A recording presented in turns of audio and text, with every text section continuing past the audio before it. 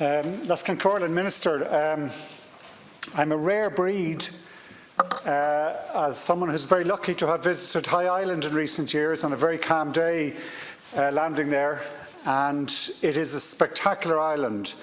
It has on the southern side a monastic settlement that's been very detailed, excavations have been done, incredible headstones of the monks that were there. Hugely interesting, important site, similar to the Skelligs in terms of archaeological and historical importance. On the island as well, I discovered when I landed there, there's really important scientific work going on. UCC have been doing some really groundbreaking, important ecological scientific assessment, tagging and monitoring the very significant population of Manx shearwaters and storm petrels.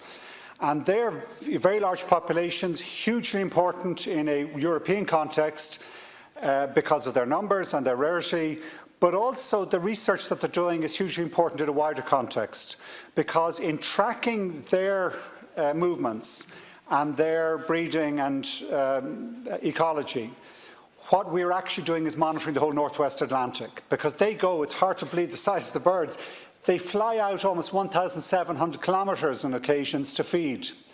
And the monitoring and management assessment of that tells a huge amount of what's happening in the northwest Atlantic, where our climate is changing, where cold water is coming down from the Arctic, where the Gulf Stream may itself be weakening. So, and these are very rare and very large populations of those very critical seabirds. They're probably the birds that are probably most threatened, or one of the series of birds that are most threatened. The whole issue about protecting biodiversity is critical to your department, and this is a critical of international European importance scientific research area. The island has no possible use other than for the maintenance and the monitoring of the archaeological and the ornithological and other ecological sites. You could not put a house in it because it's not accessible unless other than on a really calm day. You put a helicopter or any other landing sort of system there, you're ruining the ecology. So Richard Murphy, the poet, had owned it briefly in that time when he was sailing in and out of Cleggan to Boffin. And he wanted to give it to the state, and my understanding reading his biography and talking to people who knew him is that he grew frustrated at the slow response of the state and sold it to a local person who has been very good in supporting the scientific research and the archaeological research that has been done there. He's provided an excellent caretaker role. But it's now for sale, and I believe it's important, Minister, that we step up to the mark as the state and actually purchase the land so we protect it because of its absolutely acute ecological importance, but also as an investment in our archaeological heritage and our scientific research system. It would not be expensive relative to other projects that we engage in, but it is important. It may require further investment if we, for example, were to develop some sort of limited tourist capability visiting what is an amazing monastic site. It might take the pressure off Skelligs and other locations, but we'd have to do it very sensitively, how we would get landing and so on. But we should support UCC in the critical scientific research they're doing. We should make sure that we protect these really important populations of seabirds which tell us a lot about what's going on in the North Atlantic. And I believe doing so would send out a signal for our people and for the wider world that we are monitoring what's happening in the North Atlantic and it is in our care. Ira has 4 minutes. Thank you, Deputy, for raising this matter. And I note your comments in relation to biodiversity. As you know, today and tomorrow I've been hosting a National Biodiversity Conference in Dublin Castle. The Government takes this issue very seriously. High Island, which you mentioned, is a spectacular island. There's no doubt about that, and it contains an early medieval monastery dedicated to Saint Féichín, and this is a national monument which is in my ownership as Minister for Culture, Heritage and the Gaeltacht.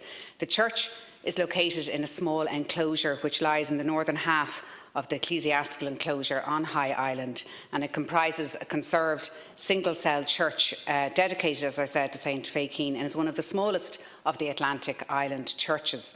And the day-to-day care, Deputy, as you may be aware, of this national monument falls under the remit of the Office of Public Works on behalf of my department, and they work in close cooperation with the National Monument Service as well in my department, which is overall responsibility to ensure the long-term conservation of the National Monument. In the 1990s, there was a comprehensive state-funded excavation and conservation programme, and this was undertaken on this monastic site, and the results were published in 2014 in my department's archaeological monograph series. And as a national monument in state care, the monastery, as it stands, is fully protected under the provisions of the National Monuments Acts, and any works at or in its vicinity may only be carried out with ministerial consent under Section 14 of the Act. And there are also a number of recorded monuments on the property which are protected under national monuments legislation as well. And these monuments are in private ownership. And in the interest of the preservation, conservation, management and presentation of the built and archaeological heritage, the state sometimes may wish to acquire certain heritage properties and monuments.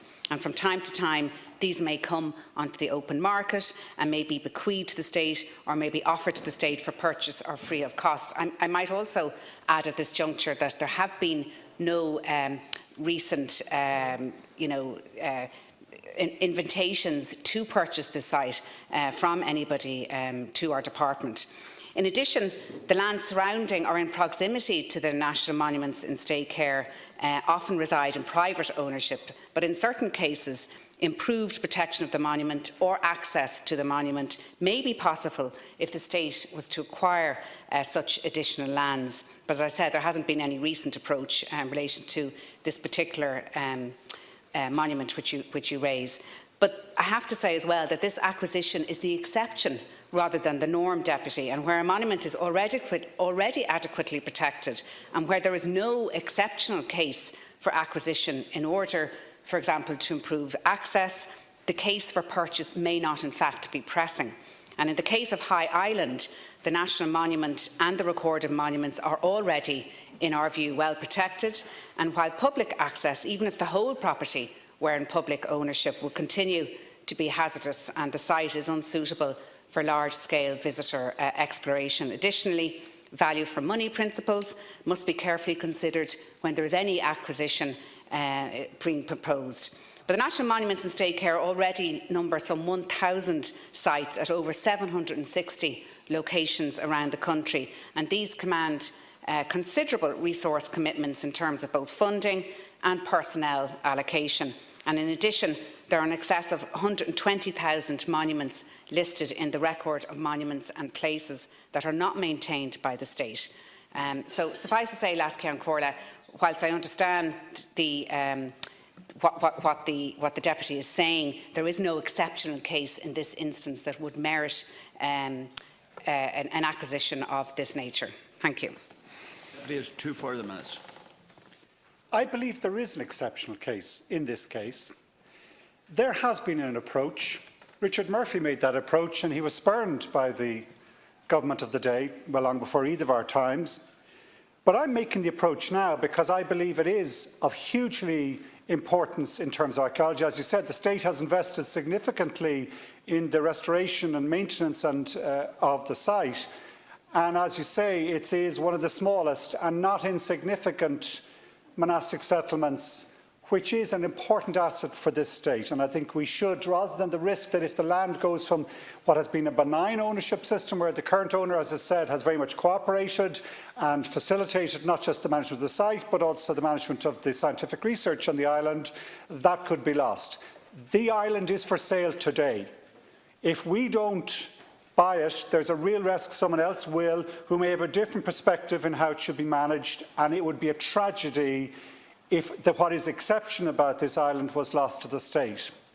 But critically, Minister, and as you say, on this day, when you've attended a conference and no doubt spoken very good words on the issue of biological protection, your answer in the first case didn't refer to that second reason that I cite for purchase of this site, of this island. Because I understand there's up to 3,000 breeding pairs of storm petrels, and I know a very significant population of Manx shearwaters. And the most detailed analysis has been done in recent years, as I say, by UCC to show that this is actually a very, very important scientific site.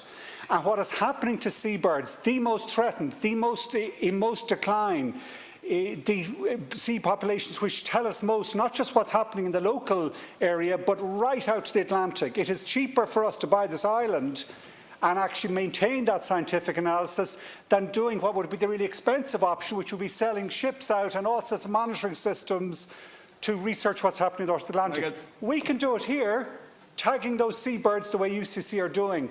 This is hugely important. This is exceptional. I would encourage you, I'm making the approach here today, to say buy it and protect that scientific site, protect the archaeology, allow for access to it, keep it in public ownership, or get it into public ownership.